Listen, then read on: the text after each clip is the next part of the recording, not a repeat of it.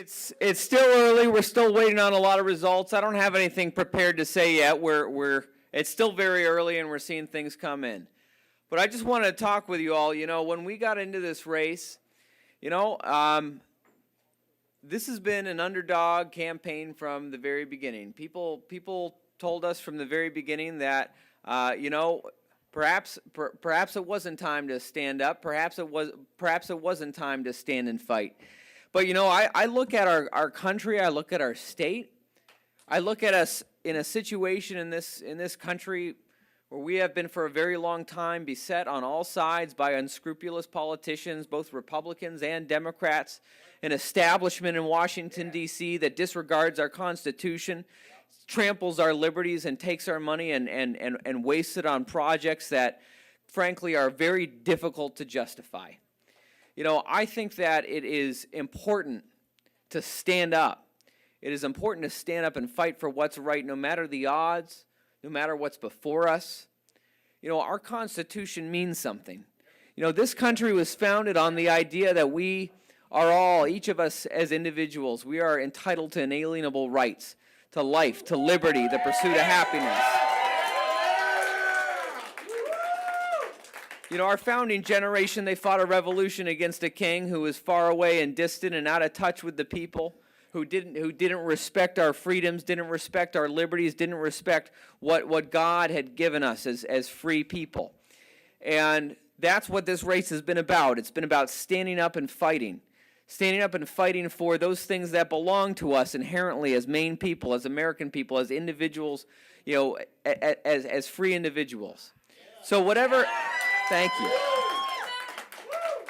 Whatever happens tonight, and again, it's still early, we're still waiting on results coming in, but whatever happens tonight, I'm proud of the fact that we've all stood and fought together. I'm proud of the fact that from the beginning to the end, we've stood up for what we know to be true, what we know to be right, which is that we as Maine people deserve to be free. We deserve to be able to make our own choices in our own lives, and we deserve much better than this faraway city in Washington, D.C., 500 miles away from our border, telling us how to live and taking our money. Yeah!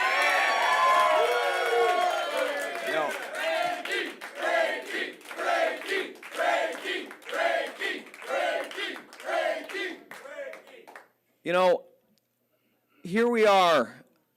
I remember, and I'm just speaking off the cuff here. I remember when I was younger. I see we've got a lot of people here of all ages. I know we got some high school students here who've been very involved in this campaign, and they deserve a round of applause.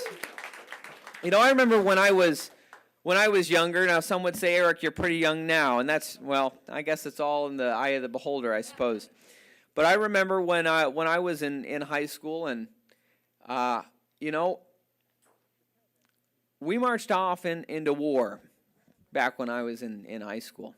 Into the war in Iraq. We'd been in Afghanistan, and I look back on it now, and we're in Afghanistan now still, 17 years later. 17 years later.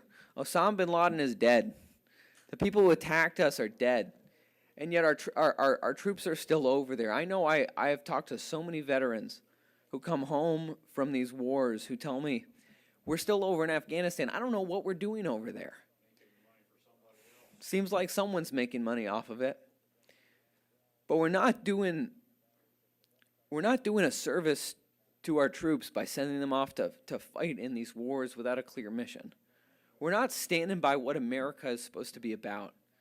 Our men and women in uniform signed up to defend our country, to defend our Constitution, to defend our freedoms and liberties. They didn't sign up to be the policemen of the world. And frankly, that's not what our military is for. It seems like we spend more time, those in Washington, D.C. are more occupied policing the border between Afghanistan and Pakistan than they are with our own borders here in America. It seems that so many in Washington have completely lost touch with what their responsibility is supposed to be. I talk a lot about our Constitution, and it's something that, in the state Senate I swore an oath to uphold, I believe very strongly in. But our entire Bill of Rights has been eroded in so many ways, from our First Amendment to our 10th Amendment.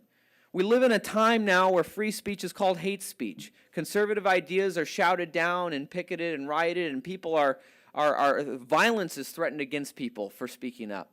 Our Second Amendment has been under attack, and thankfully we've stood up here in Maine against that. But we can see the forces gathering against our right to keep and bear arms. We can see our own United States Senator Angus King, who's been financed by Michael Bloomberg, the gun grabber in chief, who's been voting in Washington to strip us of our rights. But even more than that, our Fourth Amendment. We don't talk about this nearly enough. Our Fourth Amendment, our fundamental right to privacy. It has been absolutely shredded.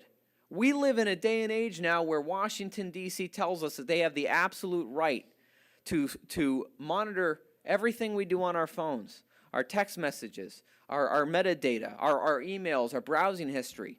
You know, we're told by this city 500 miles away that everything we do is subject to their scrutiny. That's not what this country's about. That's completely ridiculous to what our founding generation set up for us.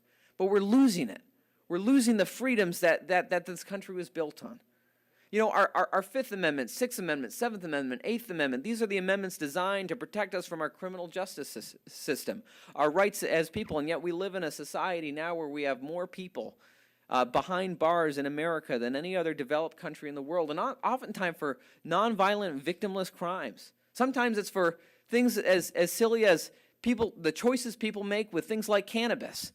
I mean, it's crazy this day and age that we live in that this is still going on. And our Ninth Amendment says that those rights, well, let me open it just to make sure I don't butcher it. But our Ninth Amendment, the enumeration in the Constitution of certain rights shall not be construed to deny or disparage others retained by the people. That means something very simple. Our rights as free people in America are unlimited. We have the right to make our own choices. Absolutely. And we deserve representation in Washington, D.C. that's going to fight for our rights. And we deserve a U.S. Senator who's going to fight for our 10th Amendment, which says that those powers not expressly delegated to Congress belong to the states and the people. And if it's not in Article 1, Section 8, they're not supposed to be doing it in Washington, D.C. We're supposed to be able to make our own choices here in Maine, whether that's with cannabis or health care or education. But now we have this one-size-fits-all government giving out one-size-fits-all solutions to all of us. And it's driving us apart as a country. You know, America is more culturally diverse than we have ever been.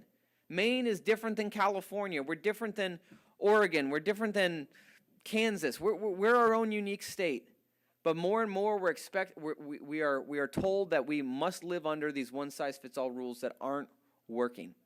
We need to be able to make our own choices here in Maine. That's what this campaign has been about. That's what it continues to be about. And whatever happens tonight, again, it's still early. But whatever happens tonight, this campaign has been about the fight for Maine. And this campaign is just one battle in the fight for Maine. And that fight for Maine continues on. Wherever we go after tonight, anytime that we see that Washington, D.C. is kicking us around, anytime that we see that our freedoms, our constitutional rights are not being respected, that the money that we earn is being stolen from us by the richest region in America, Washington, D.C., that doesn't make anything at all. They just have gotten so rich off of stealing from the rest of us. That's why we need to fight for Maine. So I want to thank you all for coming out today. I want to thank each and every single person across the entire state of Maine who came out to vote today and put their faith in this campaign for U.S. Senate. We have a long road, a long fight ahead of us. No matter the outcome tonight, the fight for Maine continues. And I ask and I charge every single person here to be a part of that fight. Whoever it is that's running, whoever it is that's carrying the torch of liberty forward, it's me today, but it could be any of you tomorrow. That torch of liberty has been handed down from generation to generation in our country, and I don't think that today is the day that light goes extinguished. I think that it's in all of our hands now, and it's on all of us to carry forward. So I just want to say thank you all. Thank you for being here, and let's fight for Maine. Thank you all.